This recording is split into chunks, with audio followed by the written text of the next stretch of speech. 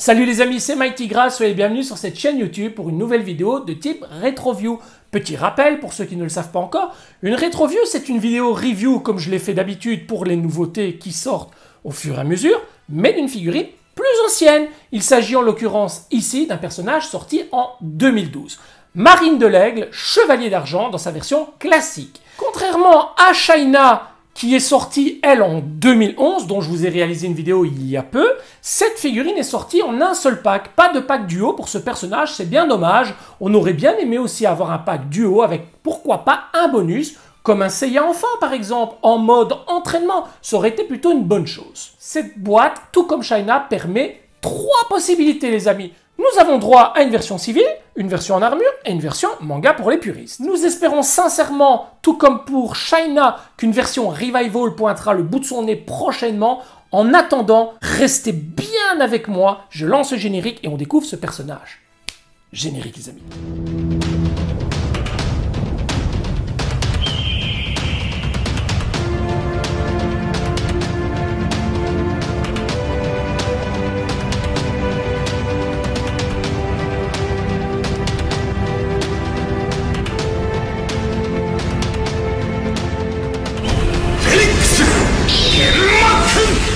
Boîte simple pour ce personnage avec sur la face avant Marine qui porte son armure, le totem de l'aigle juste ici ainsi que tous les logos habituels. Vous voyez que la boîte est entourée d'un contour gris comme c'est souvent le cas pour les chevaliers d'argent.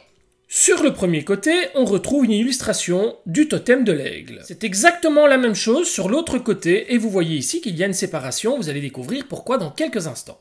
Sur le dessus, rien de spécial. Sur le dessous, les informations Tamashi. Sur l'arrière, nous retrouvons ici dans un petit encadré Marine, mais cette fois dans sa version manga. Vous voyez qu'elle a un diadème différent, une culotte différente et alors sur le bras, on a droit également à un petit bracelet supplémentaire, donc 3 pièces qui permettront d'ajuster Marine dans une position, dans une version manga. Marine dans une position d'attaque qui assère son violent coup de pied avec ici juste à l'arrière une illustration de l'aigle qui pointe le bout de son bec.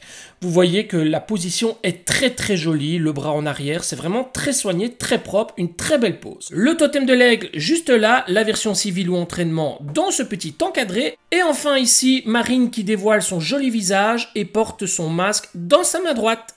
Ces boîtes nous donnaient la possibilité d'être ouverte et de découvrir l'intérieur via un mode fenêtré, comme ce fut le cas à l'époque pour les versions vintage, et ça franchement on aimait. Aujourd'hui les boîtes sont beaucoup plus simples et ne laissent pas apparaître l'intérieur, vous êtes obligé de tout sortir pour découvrir les blisters, tandis qu'ici on avait vraiment une vision globale sur l'intérieur et que dire à part qu'on était totalement conquis. 2 blisters avec dans le premier blister le personnage. Nous avons les 2 versions de diadème, à savoir manga et animé, les épaulettes, le collier, le plastron, la ceinture manga, le petit bracelet manga. Ici nous avons droit à un brassard et enfin les 2 versions d'avant-bras pour la version avec armure et civile. De même qu'ici nous avons droit à la version des genouillères armure et ici civile, des protèges tibia et enfin le pan de la jupe. 2 chevelures différentes, un visage, le masque qu'elle pourra venir tenir dans ses mains, la poitrine qui permettra d'accueillir le plastron beaucoup plus proéminent et en relief. Et ici nous avons la partie du totem avec le socle du totem. Une paire de mains, 2 paires de mains et enfin 2 protège-mains et un coup séparé qui permettra de venir appliquer ce visage. Nous avons droit également à une notice de montage. Une notice d'explication très basique, très simple, en 2 feuillets. Sur la partie de gauche, nous avons droit au montage du totem, tandis que sur la partie de droite, nous avons droit au montage du personnage. Sur l'arrière, nous retrouvons quelques éléments qui concernent le personnage de Marine, à savoir le poids, la taille, le groupe sanguin, tandis que sur l'autre page, nous avions encore droit à l'époque à quelques représentations des figurines sorties ou à venir. Voici Marine sortie de boîte dans son armure d'entraînement partiellement montée. Vous voyez qu'il y a déjà l'épaulette ainsi que la poitrine de placer. Le reste viendra se placer un peu plus tard et vous voyez les courbes sont vraiment superbes. On est là devant un personnage magnifique. Regardez le visage, même si celui-ci est masqué, il est vraiment splendide. De même que la chevelure. Rappelez-vous qu'il s'agit quand même d'une vieille figurine. On n'est pas là devant une figurine de type EX. Et Bandai sait y faire avec les corps des femmes, apparemment, c'est quelque chose qu'il maîtrise, parfois même mieux que celui des personnages masculins. Testons à présent la rigidité de la belle et vous voyez que malgré l'âge, rien ne bouge, sans doute dû à la légèreté du corps, mais rien ne bouge. Alors, au niveau des rotules, c'est parfait, le grand écart parfait, les jambes, les pieds, tout va bien, les bras, voilà, c'est vraiment nickel, rien ne bouge, c'est totalement rigide. La première pièce sera donc l'avant-bras dans sa version civile. On referme tout de suite avec le point classique. On viendra ensuite placer cette partie, à savoir des protèges tibia qui sont censés représenter du tissu, bien entendu. Vous voyez, on a droit à un drapé, tout comme c'était le cas pour Shaina. Et franchement, ce sont de très très jolies pièces. On referme avec le pied. Et ensuite, on vient placer la genouillère civile ou entraînement. Et on répète l'opération pour la seconde jambe. Et enfin, pour compléter cette partie entraînement, voici le petit drapé qui viendra se placer sur la ceinture et qui donne l'illusion d'un morceau de tissu, tout comme pour les tibias. Et voici Marine montée dans sa version entraînement. Le moins qu'on puisse dire, c'est qu'elle est vraiment très jolie et très accurate au dessin animé. Cette version, on la retrouvera bien entendu dans la séquence de posing en série en fin de vidéo. Nous allons à présent attaquer le montage de la version armure, les amis. C'est parti! Pour monter l'armure, vous devez vous retrouver dans cette configuration, à savoir retirer toutes les pièces d'entraînement et toutes les pièces qui ne sont pas nécessaires pour pouvoir accueillir l'armure. La première pièce que l'on va monter, c'est le petit brassard. Faites attention, la partie que vous voyez avec la petite pointe doit se retrouver vers le dessus et pas vers le dessous. Vous viendrez ensuite placer l'avant-bras et une main pour compléter le bras, à savoir la main ouverte ou le poing fermé. On y placera immédiatement le recouvre-main, tandis que l'autre bras ne nécessite aucune modification. Le petit bracelet viendra uniquement sur la version manga et pas la version animée avec armure. Donc attention de ne pas lui mettre le petit bracelet. Attention, pour pouvoir accueillir le plastron, vous allez devoir changer la poitrine de Marine et lui mettre la poitrine plus proéminente, plus en relief, tout simplement pour réépouser le galpe du plastron. Donc pour ce faire, vous venez simplement d'éclipser la partie avant et la remplacer par la partie supplémentaire que l'on trouve dans la boîte. Et vous voyez tout de suite que celle-ci est beaucoup plus proéminente. Une fois que cela est fait, vous pouvez vous munir du plastron et venir simplement le clipser sur la poitrine et vous voyez que ça épouse parfaitement le galpe de celle-ci. Et vous venez refermer. On place l'épaulette avec cette fameuse main de Lego, les genouillères, le petit bijou de cou, à savoir le collier, qu'on viendra placer de cette manière. Et il nous reste le splendide diadème de Marine avec ce petit aigle que l'on retrouve sur l'avant, les côtés étant tout simplement les ailes de l'aigle. C'est vraiment un des plus beaux diadèmes de toute la série de Mythos. Franchement, il est superbe. Vous allez devoir vous munir de cette chevelure, celle avec un petit trou et non pas celle avec une ligne sur tout le contour, pour pouvoir y appliquer le diadème tout simplement par le dessus. Vous récupérez donc la chevelure arrière, vous venez y clipser le cou, vous mettez le masque directement sur celui-ci. Ensuite, vous récupérez la chevelure avant, vous venez directement y placer le diadème, ce sera beaucoup plus simple pour pouvoir le monter. Vous venez le placer directement dans le petit trou, voilà, comme ça. Mais vous venez tout simplement clipser le tout dans la partie arrière de la chevelure et vous avez la tête de Marine totalement montée. Ensuite, vous venez placer la tête sur le personnage. Et voilà notre Marine totalement montée. On va l'ajuster un petit peu pour lui donner un petit peu plus de charisme quand même, ne pas la laisser trop dans une position aléatoire. Et vous voyez à quel point elle est jolie et accurate.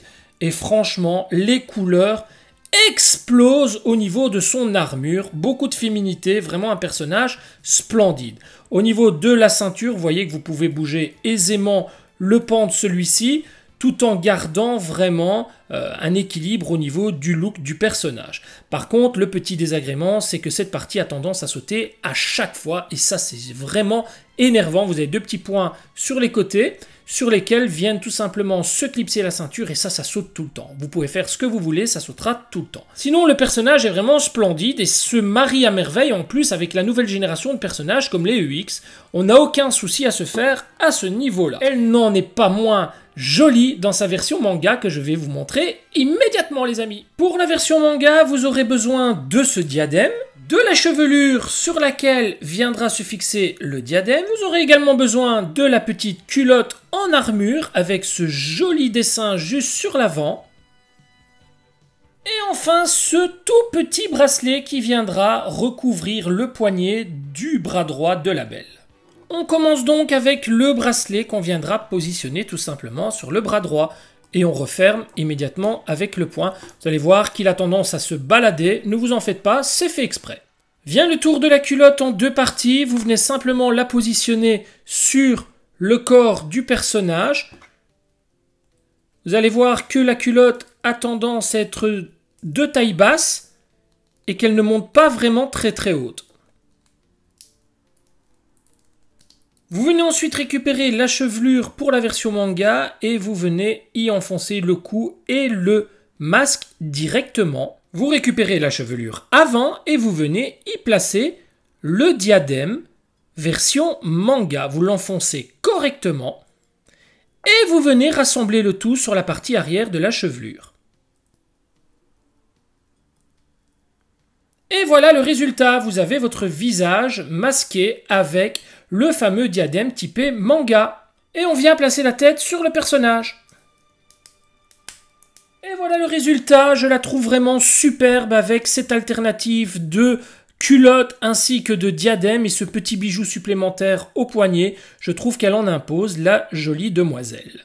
Voilà la version manga les amis. Vous avez donc vu les trois versions possibles, à savoir civil ou entraînement, la version armure et enfin la version manga. Je pense qu'il est temps à présent de nous amuser un peu et de nous retrouver dans une séquence de posing en série en mettant en avant ces trois versions de personnages. On se retrouve d'ici quelques minutes pour une séquence de débriefing les amis. C'est parti, séquence de posing en série.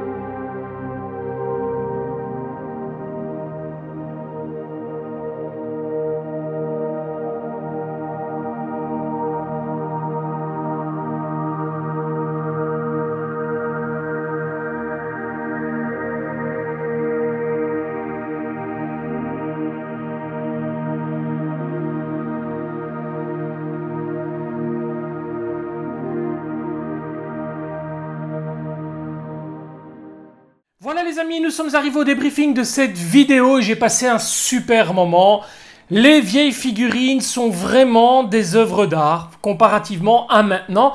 Il y a un vieux proverbe chez nous qui dit c'est dans la vieille marmite qu'on fait la meilleure soupe. Eh ben c'est un peu le cas ici avec cette figurine qui date maintenant de plusieurs années. Ce qui est bien avec de vieilles figurines comme ça, c'est que vous les manipulez dans tous les sens et vous n'avez pas de peinture qui vous reste sur les doigts. Je n'ai eu absolument aucun souci. Même la rigidité du personnage est encore comme au premier jour. C'est pour vous dire qu'à l'époque, on utilisait chez Bandai des matériaux de qualité et surtout, il y avait un réel contrôle de qualité au niveau de la marchandise qui quittait les établissements de chez Bandai. Vous l'avez certainement remarqué pour les plus avertis d'entre vous, j'ai oublié un des 2 bracelets qu'il y avait dans la boîte. J'étais complètement omnibulé par le montage de la figurine et je ne me suis pas rendu compte qu'en réalité, pour la version manga, il n'y a pas un, mais bien 2 bracelets. C'est lors de la séquence de posing en série que je me suis rendu compte qu'il y avait un 2e bracelet. Veuillez m'en excuser. Il vous suffira, pour votre version manga, de rajouter le second bracelet. Vous l'avez bien compris. Une rétro-view qui se termine donc avec le sourire. Et ce n'est pas sans espoir que nous attendons une version revival de chez Bandai. Ce personnage mérite vraiment d'être réédité et pourquoi pas avec quelques petites améliorations. Qui sait? Merci beaucoup les amis d'être venus regarder cette vidéo, même s'il s'agit d'une vidéo d'une figurine un peu plus ancienne et non pas d'une nouveauté. Merci pour votre fidélité, vous êtes toujours présents et ça me fait vraiment plaisir. N'oubliez pas, si ce n'est pas encore fait, de vous abonner à la chaîne, d'activer la petite clochette pour recevoir les notifications. Vous pouvez également laisser un pouce et un petit commentaire. Je vous dis à très bientôt pour une prochaine vidéo. Prenez soin de vos proches et votre famille, c'est là tout l'essentiel, je ne le répéterai jamais assez. La famille, c'est vraiment ce qu'il y a de plus important dans la vie. Je vous embrasse, à très bientôt les amis. Ciao ciao.